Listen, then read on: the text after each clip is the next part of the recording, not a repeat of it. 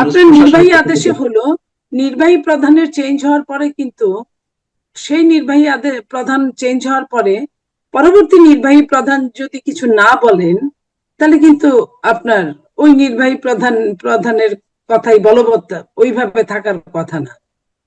যদি পরবর্তী নির্বাহী প্রধান বলে যে ওইটাই বলবৎ থাকবে, কারণ এখানে কিন্তু কথাটাই হচ্ছে নির্বাহী প্রধানের। আপনি খেয়াল করেন এখানে কিন্তু আইনকে তোয়াক্কা করা হয়েছে। এখানে নির্বাহী প্রধান যা বলেছে সেইভাবে স্থগিত বা নিষিদ্ধ করা হয়েছে। আর বিএনপি এটাই মনে হয় আওয়ামী লীগ মেন্টালি এই ব্যাপারে একটুখানি ডেসপারেট হয়েছে যে বিএনপি তো নিষিদ্ধ চায় নাই, তাহলে আমার পার্টি অফিস খুলতে দোষের কি? তো বিএনপি তো বারবার বলেছ, প্রশ্নের উত্তরে বলেছ আমাদের কারো রাজনীতি নিষিদ্ধ করার মানসিকতা আমাদের নাই, আমরা এটা চাই না। আমাদের চেয়ারম্যান সাহেব কয়েকদিন আগে একটা নির্বাচনী বক্তব্যে উনি বলেছেন যে সাধারণ আওয়ামী লীগ যদি ফিরে আসতে চায় তাহলে আমাদের কোনো বাধা থাকবে না। আপনি নিশ্চয়ই শুনেছেন। তো তার ছেলেমেয়েরা যদি রাজনীতি করতে চান তাহলে আমাদের কোনো নিষেধাজ্ঞা থাকবে না। তো এই যে এটার মানে কি? এটা তো কিন্তু এটার পরে এনসিপি জামাত এটা নিয়ে বেশ কথা বলার চেষ্টা করেছে, কিন্তু উনি ওনার জায়গায় স্থির থেকেছেন। প্রিয় দর্শক, মানচিত্রে নিয়মিত আয়োজন কথোপকথনে বিএনপি সরকার গঠন করেছে, তার আগামী পথ চলাটা কতটুকু স্বাচ্ছন্দ্যময় হবে, বিশেষ করে যখন জামাতে ইসলামী প্রধান বিরোধী দলের আসন এবং বিএনপির জন্য আসলে এই মুহূর্তে চ্যালেঞ্জটি কি, আমরা খুঁটিনাটি বিষয়ে কথা বলবো। এই বিষয়ে আলোচনার জন্য আমাদের সঙ্গে যুক্ত রয়েছে সাবেক সংসদ সদস্য, বিএনপির কেন্দ্রীয় নেত্রী, স্বনির্ভর বিষয়ক সম্পাদক নীলুফার চৌধুরী মনি। নীলুফার চৌধুরী মনি, আপনাকে স্বাগত জানাচ্ছি আমাদের অনুষ্ঠানে। ধন্যবাদ। প্রশ্ন হচ্ছে যে যখন জামাত বিরোধী দলের আসনে এবং ইতিহাসের এই প্রথমবারের মতন জামাত বিরোধী দলে বসেছে, যথেষ্ট সংখ্যক আসন পেয়েছে, আপনার কি মনে হয় যে বিএনপির জন্য আগামীর পথ চলাটা কতটা স্বাচ্ছন্দ্যময় হবে অথবা কতটা কণ্টকাকীর্ণ? ধন্যবাদ আপনাকে, যারা শুনছেন আমার শুভেচ্ছা অভিনন্দন। অবশেষে বিএনপি সরকার গঠন করলেন এবং জামাত প্রধান বিরোধী দল। সত্যিকার অর্থে একটা বিরোধী দল যদি স্মার্ট বিরোধী দল থাকে তাহলে দেশের জন্য মঙ্গল। সরকারের যদি অন্যরকম কোনো ইচ্ছা থাকে সেটার জন্য হয়তো অমঙ্গল, কিন্তু দেশের জন্য মঙ্গল। তো জামাত বিরোধী দল কখনো এর আগে ছিল না, তো কতটা স্মার্ট হবে তার কাজে বোঝা যাবে, কাজ শুরু করার আগে বোঝা যাবে না। তবে মনে হয় যে তারা সত্যিকার ছায়া সরকার গঠনে সক্ষম হবে এবং তারা যত না গঠনমূলক সমালোচনা করবে তার চেয়ে বেশি তাদের টার্গেট অনুযায়ী সমালোচনা করবে। এই টার্গেট সমালোচনাটা কিন্তু আপনার আলটিমেটাম দেওয়াটা কিন্তু দেশের জন্য জাতির জন্য মঙ্গলকর নয়, এটা আমার কাছে মোটা দাগে মনে হয়। টার্গেট সমালোচনা বলতে ঠিক যদি একটু ব্যাখ্যা করতেন। টার্গেট সমালোচনা জামাতকে উপরে ওঠার জন্য যে কোনো ভাবে মওদুদিবাদকে প্রতিষ্ঠিত করার জন্য, যে কোনো ভাবে তাদের চিন্তাধারার ইসলামকে প্রতিষ্ঠিত করার জন্য, সবার জন্য যে ইসলাম সেই ইসলাম না, তাদের চিন্তাধারা প্রতিষ্ঠিত করার জন্য তারা সর্বোচ্চ আপনার আন্দোলন করবে এবং সর্বোচ্চ সরকারকে বিব্রতকর পরিস্থিতির মুখোমুখি করতে পারে যে কোনো সময়। এটা সরকারের কখনোই ভুলে যাওয়া ঠিক হবে না। এবং গ্রুপ মেজরিটির ক্ষেত্রে যদি প্রশ্ন করি, যে ইতিহাস বলে গ্রুপ মেজরিটি কখনোই কারোর জন্যই মঙ্গলজনক হয়নি। বিএনপি এবার 2/3 বেশি আসন নিয়ে তারা সরকার গঠন করেছে,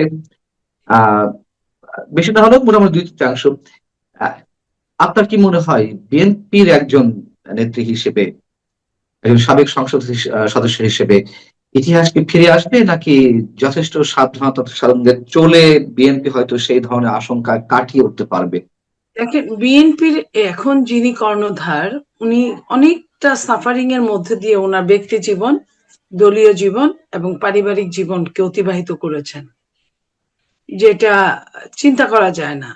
সেই জায়গা থেকে সাধারণ মানুষের জন্য না, একটা মানুষ মারা গেলেও মানুষ সে নিজে চলে গেল, যারা আত্মীয় স্বজন আছে 10 দিন 5 দিন কান্নাকাটির পরে সেটা একটা সময় মনকে প্রবোধ দেওয়া যায়, কিন্তু একটা মানুষ বছরের পর বছর বিদেশে এইভাবে থাকা একটা বিরাট ব্যাপার, বিরাট কষ্টের ব্যাপার।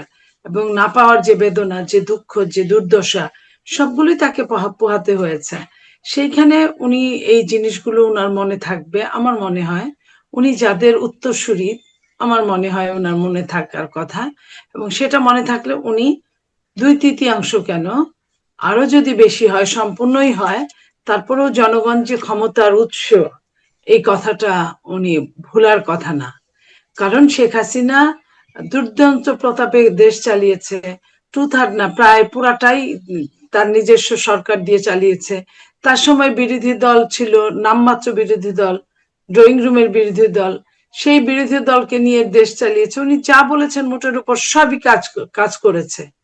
সেই শেখ হাসিনাকে পালিয়ে যেতে হয়েছে। ইতিহাস কাউকে ক্ষমা করে না, এবং ইতিহাস থেকে যারা শিক্ষা নেয় তারা সবচেয়ে বেটার কাজ করতে পারে। আমার ধারণা জনাব তারেক রহমান সাহেব, উনি অবশ্যই এই শিক্ষাটা নিয়েছেন এবং ভালো কাজ করবেন। কিন্তু আহ, আপনি তো আশাবাদের কথা বলছেন, আবার আমাদের অভিজ্ঞতা তো বলে যে ইতিহাস থেকে কেউ শিক্ষা নেয় না, এটাই ইতিহাসের চরম শিক্ষা। এটাও সত্যি, বিশেষ করে তৃতীয় বিশ্বের দেশগুলো ইতিহাস থেকে শিক্ষা নেয় না। এবং তাদের এই শিক্ষা না নেওয়ার অনেক কারণ আছে, কারণ তাদের আহ অপরিমিত ক্ষমতা থাকে তাদের হাতে, যে ক্ষমতা অক্ষয় অব্যয় তারা মনে করে, এবং প্রাথমিক দৃষ্টিতে ওরকমই মনে হয়। তারপরে যখন ধরে, ওই যে বলেন না যে আল্লাহ ছাড় দেয়, ছেড়ে দেন না, তো এই যে ধরে, তখন কিন্তু আর ছাড়া পাওয়া যায় না।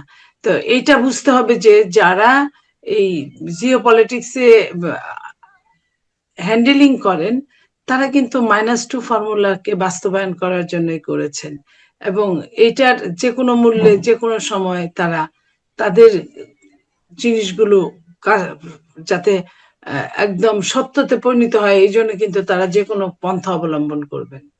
আমি, আমার কাছে মনে হয় যে এই ইতিহাস থেকে তারা নেন নাই বলেই ইতিহাস তাদেরকে আহ, ছেড়ে দেন নাই। এবং তারেক রহমান সাহেব যদি ইতিহাসের কাছ থেকে নিশ্চয়ই উনি ভালো কিছু করবেন। না, আমার প্রশ্ন হচ্ছে হ্যাঁ, যে আহ, প্রথমেই সাধারণ মানুষ খানিকটা হলেও ধাক্কা খেয়েছে, খুব বেশি ধাক্কা নয়, দু একজন মন্ত্রী হিসেবে যারা ঢুকেছেন সরকারের, যথেষ্ট বিতর্কিত ব্যক্তি হিসেবেই তারা চিহ্নিত। এবং এই প্রশ্নটা আপনার কাছে করা বিব্রতকর কিনা আমি জানি না। আপনাকে নিয়ে অনেক অনেক ধরনের কথা ভাবছিলেন যে আপনি হয়তো বিশেষ কোনো জায়গায় স্থান অর্জন করে নেবেন বা আপনাকে রাখা হবে। সেই জায়গা থেকে কেউ কেউ হতাশ হয়েছে। আবার ডক্টর খলিলুর রহমান মতো মানুষকে, যিনি চরম বিতর্কিত, বিএনপি যার পদত্যাগ দাবি করেছিল, তাকে পররাষ্ট্র মন্ত্রণালয়ের মতন গুরুত্বপূর্ণ স্থানে নেওয়া হয়েছে। আহ আপনি বিএনপি নেত্রী হিসেবে কি বলবেন, অথবা টক শোতে আপনি একজন বোদ্ধা হিসেবে এর মধ্যে নিজেকে প্রতিষ্ঠিত করেছেন, সেই জায়গা থেকে কি বলবেন? দেখেন, আমি যেটা বলবো সেটা হলো যে খলিল সাহেবকে কেন নেওয়া হলো, এটা আমার কাছে মনে হয় যে এটা লোকালের উপর ডিপেন্ড করে না। এটা খলিল সাহেবকে যে অনেকটা আপনার বাধ্য হয়ে নিতে হয়েছে, এটা এই সরকার, বর্তমান সরকার আপনার যখন ইলেকশন নিয়ে তারা দিচ্ছিল ইন্টারিম গভর্নমেন্টকে, তখন থেকে ওনারা বলছিলেন যে 3 জন মন্ত্রীর মধ্যে একজন খলিলকে পদত্যাগ করাতে বাধ্য করার জন্য। কিন্তু সেটা তো হয়ই নাই। তারপরেও তারা আর পরে উচ্চবাচ্য করেনি। পরবর্তীতে যখন এটা মেনে নিতে হলো, তখন মনে হয় যে এর ভিতরে অনেক রহস্য লুকিয়ে আছে। তো যে রহস্যগুলো লুকিয়ে আছে, আপনিও আন্দাজ করেন, আমিও আন্দাজ করি, আমরা তো কেউই বলতে পারবো না। আর মন্ত্রীদের যোগ্যতা নিয়ে যে কথাগুলো বলেছেন, মানুষ তো ঠকে ঠকে শিখে, দেখে দেখে শিখে। তারা নতুন আসছে, হয়তো বা অভিজ্ঞতা তাদেরকে শিখাবে। এবং তারা যদি অতীত থেকে শিক্ষা নেয়, যেমন অতীতের মন্ত্রীরা কিভাবে কাজ করেছে, কিভাবে করে বদনামের শিকার হয়েছে, কিভাবে করে সুনামের অধিকারী হয়েছে, এই জিনিসগুলো যদি তারা শিক্ষা নেন, তাহলে তারা নিজেরা কাজ করতে পারবেন। আর নইলে এখানে আমলাতান্ত্রিক একটা আধিক্যের জায়গার মধ্যে পরিবেষ্টিত হয়ে যাবে। এই কারণে যে যদি অনভিজ্ঞই থেকে যায়, তাহলে আমরা কিন্তু খবরদারি করবে, এটাই আমার কাছে মনে হয়। আপনার কাছে কি মনে হয় যে বিরোধী দলে জামাত যে বসলো, মানে রাজপথের একজন নেত্রী হিসেবে বা একজন প্রতিষ্ঠিত মানে সাবেক সংসদ সদস্য হিসেবে আওয়ামী লীগ বিরোধী দলে থাকলে বিএনপির জন্য সরকার পরিচালনাটা স্বাচ্ছন্দ্যময় হতো, নাকি জামাত ইসলামী বসেছে তারা প্রথমবারের মতো বসলেও তাদের রাজনৈতিক কর্মকাণ্ড সম্পর্কে তো নিশ্চয়ই অনেকের ধারণা আছে, সেই জায়গা থেকে যদি কম্পারিজনের এই জায়গাটা নিয়ে আসি, আপনি কি বলবেন কারা আসলে বিরোধী দলে থাকলে ভালো হতো? যদিও মির্জা ফখরুল ইসলাম দেখেন, আলমগীর একটি মন্তব্য করে রেখেছেন। আওয়ামী লীগ হচ্ছে আওয়ামী লীগের সঙ্গে বিএনপির ব্যক্তিগত সম্পর্কের ভীষণ মানে খারাপ অবস্থা, টানাপোড়েনের মধ্যে থাকে। কিন্তু দুইটা দলের গণতান্ত্রিক নেচার প্রায় এক। গণতান্ত্রিক নেচার, যেটা আমি বলি, আদর্শ, উদ্দেশ্য, এই জিনিসগুলো। কিন্তু এখন যারা বিরোধী দল, তাদের গণতান্ত্রিক নেচার এক না। তারা কিন্তু গণতন্ত্রকে ধারণ করে না। তাদের দলে দেখেন, যখন যাকে বলবে তোমাকে মনোনয়ন দেওয়া হলো, তার মানে তুমি মনোনীত। তোমাকে দেওয়া হলো না, তুমি মনোনীত না। সে কিন্তু আর কোনো উচ্চবাচ্য করতে পারে না। তো এই যে কোনো শব্দ করতে পারে না, এবং তাদের যে কাজ দেওয়া হয় সেটা তারা করতে বাধ্য। তো এই যে এটা, তাদের মধ্যে গণতন্ত্র নাই। এক না একতন্ত্র থাকতে পারে। তো আমি স্বৈরতন্ত্রের কথা বলছি না এই কারণে, যদিও তারা নেচারের দিকে অনেকটা এরকম, কিন্তু যেহেতু তারা রাষ্ট্র ক্ষমতার সরাসরি কাজ করে নাই, তাই আমি এটা বলছি না। আমি বলছি যে তাদের তাদের সঙ্গে আপনার অনেকটা দূরত্ব হলো আদর্শগত। কিন্তু আওয়ামী লীগের সঙ্গে ওই গণতন্ত্রের আদর্শগত জায়গায় দূরত্ব নেই। সেক্ষেত্রে নিশ্চয়ই মানে অনেকে বিএনপির পক্ষ থেকে অনেকে মন্তব্য যে জামাতের চেয়ে অন্তত বিরোধী দলে আওয়ামী লীগ থাকলে ভালো হতো, এমন মন্তব্য অনেকে করতে শোনা যায়। আপনি কি মানে আপনি কি আপনার বক্তব্যের মধ্যে দিয়ে সেই বিষয়টি বোঝাতে চেয়েছেন? দেখেন, আওয়ামী লীগের সঙ্গে হলে যে কথাটা বললাম, যে এই যে আদর্শগত একটা জায়গা, আরেকটা জিনিস যারা বলে, তারা অনেক সময় এই জিনিসটা না বুঝেই বলে। আওয়ামী লীগের সময় দেখেন, আওয়ামী লীগ যখন বিরোধী দল ছিল, অনেক দিন হরতাল ধর্মঘট করেছে, অনেক কিছু ক্ষতি হয়েছে রাষ্ট্রের। বিএনপি যখন বিরোধী দলে ছিল, তখন বিএনপিও হরতাল অনেক দিন করেছে, অনেক রকম আন্দোলন, রাজপথে অনেক আগুন জ্বলেছে। তখনও কিন্তু গণতন্ত্র শান্তিতে থাকে না। আর এখন একদমই ডিফারেন্ট। এটা কি হবে, যেমন কালকে একটা নতুন নীতিমালার মধ্যে ফেলে দিয়েছিল। বিএনপি যদি ওইখান থেকে উত্তরণ না ঘটাতে পারতো, তাহলে কিন্তু ক্ষতি হতো। যে তারা সবাই মিলে সংস্কারের ওই জুলাই সনদে আবার সিগনেচার এমপিরা না করলে তারা শপথ নিবে না। আচ্ছা বলেন, যে আপনি আলাদা আলাদা ফ্যামিলি, আমাদের মধ্যে ইন্টিমেসি আছে, ভালোবাসা আছে, কিন্তু আমি যদি ঘোষণা দেই, আমি পান্না ভাই যদি এই একটা খারাপ কাজ দিয়ে বলি যে আপনি যদি এই কাজটা না করেন, আমি খাবো না, তাতে আপনি কি করার আছে? আপনি বলেন, আমি খাই বা না খাই, আপনি তো রাষ্ট্রের এগেনস্টে যেতে পারেন না। আমি খাই বা না খাই, আপনি তো আপনার পরিবারের চরম একটা ক্ষতি করতে পারেন না।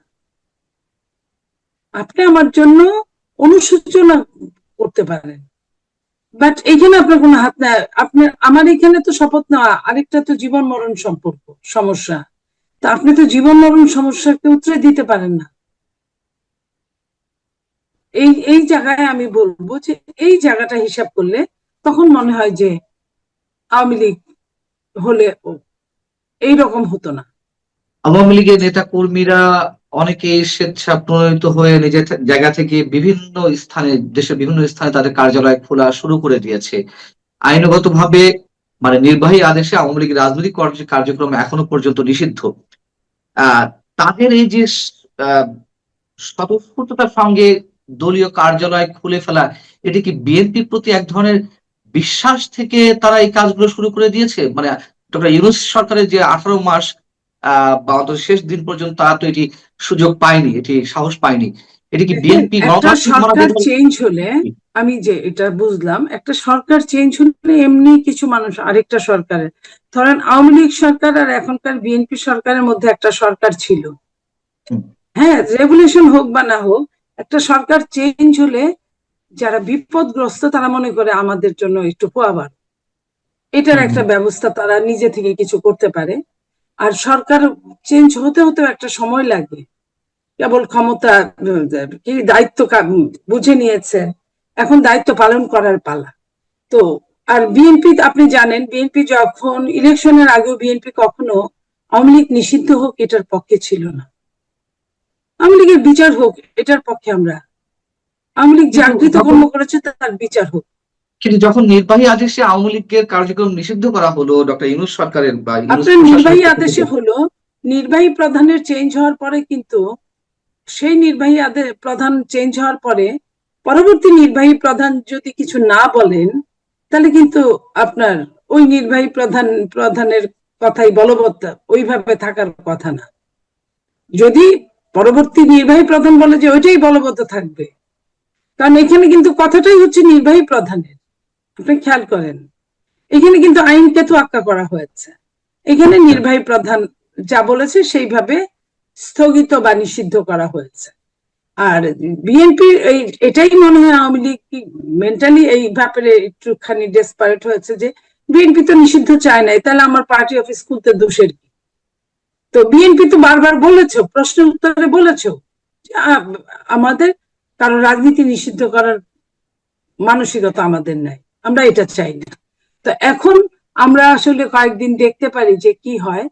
তো আমার মনে হয় যে যাদের মামলা মোকদ্দমা আছে তারা তো আর ওই অফিসে গিয়ে বসতে পারবেন না, কিছু না, যাদের মামলা নাই কিছু না, নর্মাল আওয়ামী লীগ সাপোর্টার, তারা যদি যায় বসে হয়তো বা দল কিছু বলবে না, আমি সম্পূর্ণরূপে এটা জানিও না এর বাইরে। আপনি আপনার ব্যক্তি জায়গা থেকে বা রাজনৈতিক অভিজ্ঞতার জায়গা থেকে কি বলবেন যে আওয়ামী লীগের যে রাজনৈতিক কার্যক্রম নিষিদ্ধ আছে সেটি খুব দ্রুত বিএনপি সরকার, এটা তো আপনারই সরকার, সে বিষয়ে কোনো দ্রুত সিদ্ধান্ত নেওয়া উচিত কিনা? আমি মনে করি যে একটা, যেমন ধরেন আপনার এই কথায় মনে হলো যে আমাদের চেয়ারম্যান সাহেব কয়েকদিন আগে একটা নির্বাচনী বক্তব্যে উনি বলেছেন যে সাধারণ আওয়ামী লীগ যদি ফিরে আসতে চায় তাহলে আমাদের কোনো বাধা থাকবে না। আপনি নিশ্চয়ই শুনেছেন। হুম, হুম, তো হুম। তার ছেলেমেয়েরা যদি রাজনীতি করতে চান তাহলে আমাদের জি। কোনো নিষেধাজ্ঞা থাকবে না। তো এই যে এটার মানে কি, এটা তো কিন্তু এটার পরে এনসিপি জামাত এটা নিয়ে বেশ কথা বলার চেষ্টা জি। করেছে, কিন্তু উনি ওনার জায়গায় স্থির থেকেছেন। তো আমার মনে হয় যে এটাই ঠিক, উনি যেটা বলেছেন ওটাই উনি হয়তো রাখবেন। অনেক অনেক ধন্যবাদ নিরুফা চৌধুরী মনি আপনাকে আমাদেরকে সময় দেওয়ার জন্য। আপনি ভালো থাকবেন। আপনার জন্য এখনো পর্যন্ত শুভকামনা অবশ্যই সবসময় জানাই। তারপরে জি, যে রিমাইন্ড যারা করছি আপনি শুভকামনা হয়তো করে আপনি তারা সব সময় করে। আমার আপনি আসলে আমার তো কিছু হবে না, দেখা যাবে যে আপনাদের এত শুভকামনা চাইতে চাইতে যদি কিছু হয় সেটা আপনাদের জন্য, আমার জন্য না। আমার চাই আপনি যোগ্যতম স্থানে যান। হ্যাঁ, এটি আমি দেখেছি নিজের ব্যক্তিগত জায়গা থেকে যে অনেকেরই একটি আশা ছিল আপনাকে কেন্দ্র করে। যাই হোক, সেটি সময়ে হয়তো নিশ্চয়ই শেষ হয়ে যায়নি। আপনার সেই পর্যন্ত আমাদের শুভকামনা থাকবে। আপনি ভালো থাকবেন। দর্শক, আপনারা ভালো থাকবেন। আল্লাহ হাফেজ। Thank you.